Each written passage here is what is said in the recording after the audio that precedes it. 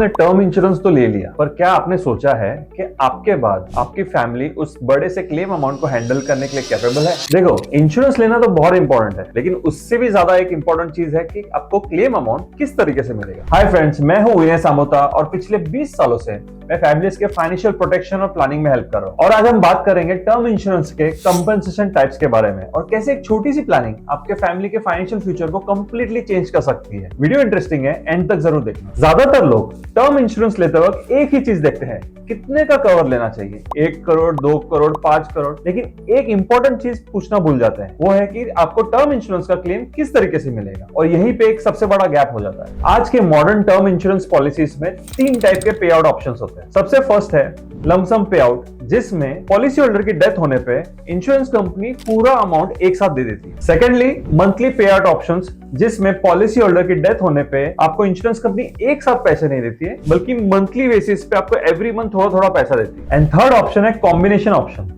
ये ऑप्शन आज के टाइम पे काफी पॉपुलर है। इस ऑप्शन में एक पार्ट लमसम दिया जाता है और बाकी का पार्ट मंथली बेसिस पे आपको जैसे सैलरी मिलती है उस हिसाब से आपको मंथली इनकम मिलता है। चलो आपको एक रियल लाइफ एग्जांपल बताता हूँ। मेरे क्लाइंट थे जिन्होंने 1 करोड़ का टर्म इंश्योरेंस लिया था। अनफॉर्चुनेटली उनकी डेथ हो गई, लेकिन उनके फैमिली को 1 करोड़ पूरा अमाउंट मिल गया। अब आता है स्टोरी का दूसरा पार्ट। वाइफ को 1 करोड़ मिल गया, लेकिन उनकी वाइफ फाइनेंशियली इतनी अवेयर नहीं थी। उन्होंने कुछ पैसे ऐसी गलत जगह पे इन्वेस्ट कर दिया जहाँ पे पैसे ब्लॉक हो गए और कुछ लोगों ने कहीं और डाइवर्ट करा दिया। हुआ ही है कि 2-3 साल में पूरा कॉर्पस खत्म हो गया। लेकिन सोचिए, जिन्होंने टर्म इंश्योरेंस लिया उनका इंटेंशन एकदम सही था, लेकिन प्लानिंग इनकम्प्लीट रह गई। अब इसी सिचुएशन को कुछ अलग तरीके से देखते हैं। अगर उस क्लाइंट ने टर्म इंश्योरेंस कॉम्बिनेशन ऑप्शन में लिया होता तो उनको एक फिक्स अमाउंट डेथ के बाद इमीडिएटली नॉमिनी को मिल जाता।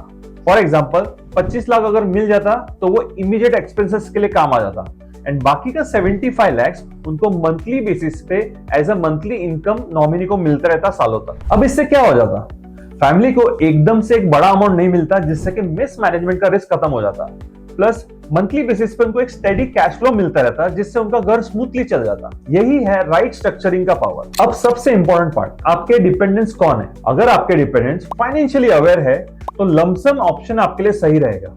लेकिन अगर आपके डिपेंडेंट्स नॉन अर्निंग स्पाउस है या फिर डिपेंडेंट पेरेंट्स है तो मंथली ऑप्शन आपके लिए बेटर हो सकता है।